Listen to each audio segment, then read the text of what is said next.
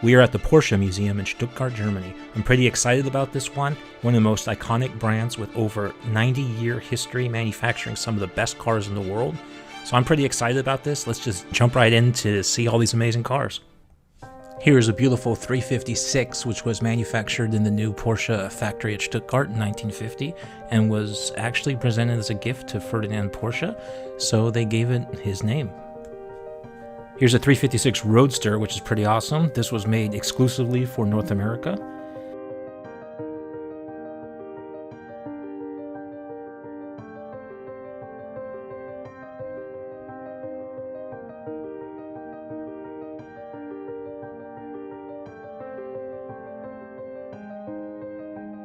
Here's a prototype of the 356 Speedster, and this one was actually a huge hit, especially in the US on the racing scene.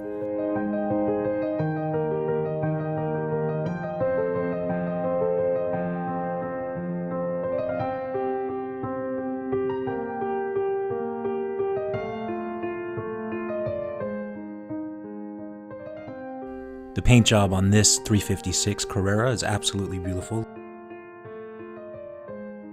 The Carrera name was given to any Porsche that had a race engine.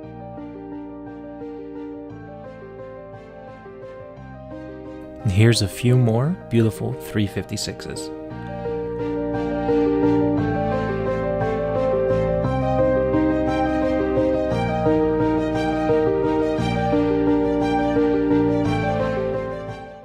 In 1954, Porsche made this 550 Spyder. This was their first car built especially for racing, and actually won them their first major victory at Targa Florio in 1956. I didn't know this, but Porsche has actually won more races than any other manufacturer, which is pretty cool. Now we're getting into some really cool cars that you don't get to see every day.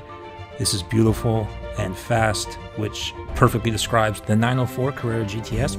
This was first presented in 1963 and actually clinched a victory in Daytona and had a double win in Targa Florio and had a class win in Le Mans.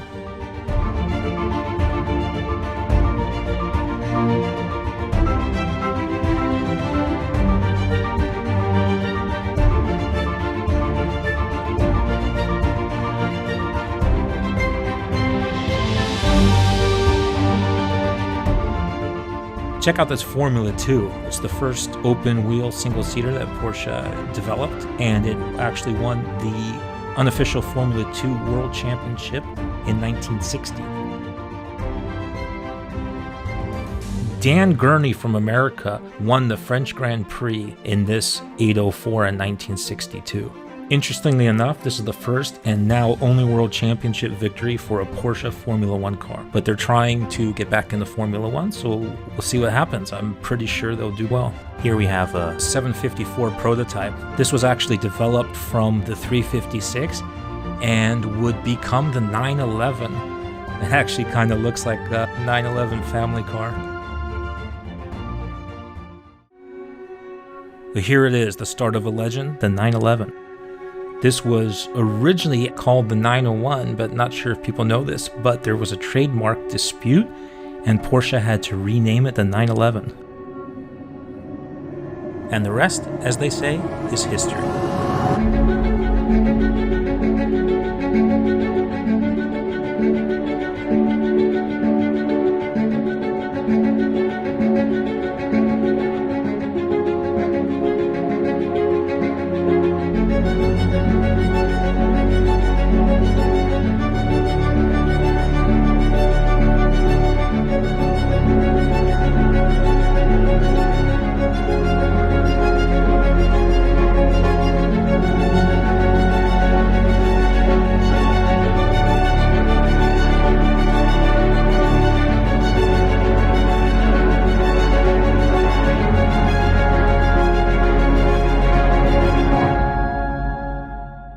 This here is a 1968 909 Bergspyder factory entry. So this was specifically designed for hill climbing events.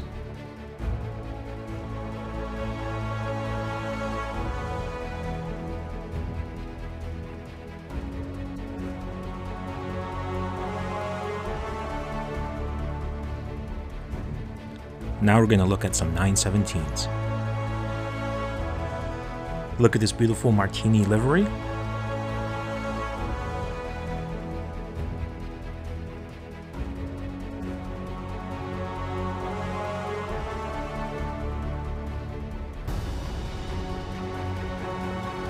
So this 917 you see here was one of the fastest cars Le Mans had ever seen. So in 1970, Vic Elford got the fastest training time in a 917 like this one and broke the so-called sound barrier, which was an average lap speed of 240 kilometers an hour. And this was the first time that Porsche won Le Mans in both 1970 and 1971.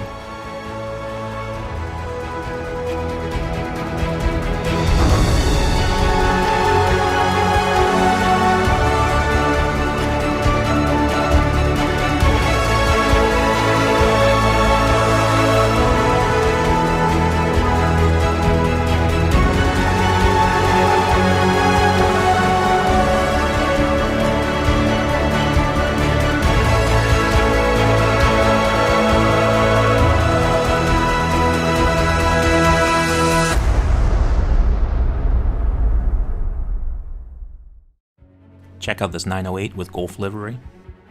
I really like this one.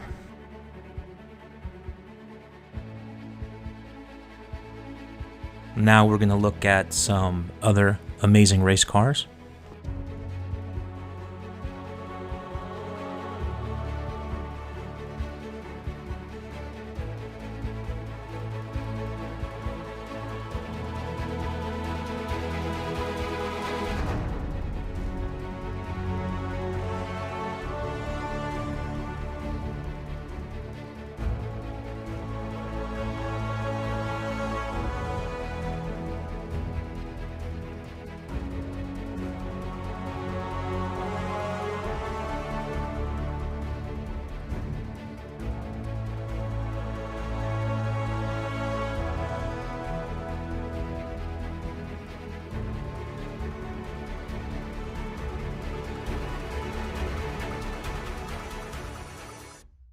Here's the Porsche 959. This was one of my favorite cars growing up. And if you grew up in the 80s, who didn't have a poster of a 959 on their wall?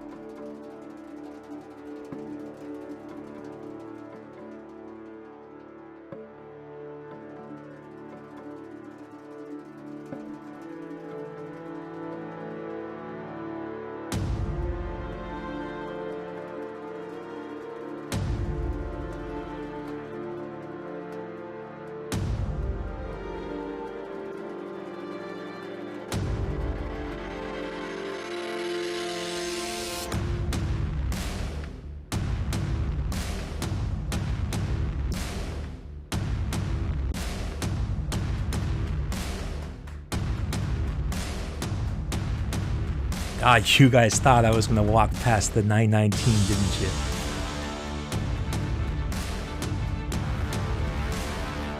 Porsche had asked its engineers to throw out the rulebook to build whatever they wanted.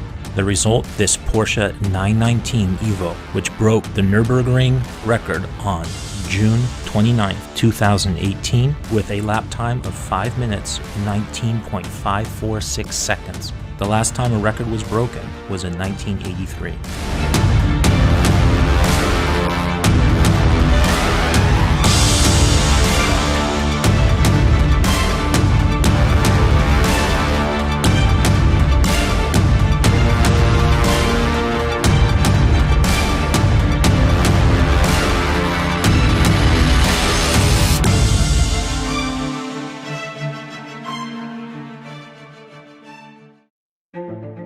Check out the paint job on this car. It looks like a bunch of squiggles that you see here.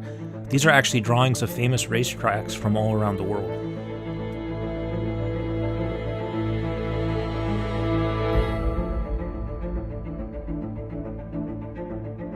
Here is the Carrera GT, one of the best sounding cars I've ever heard.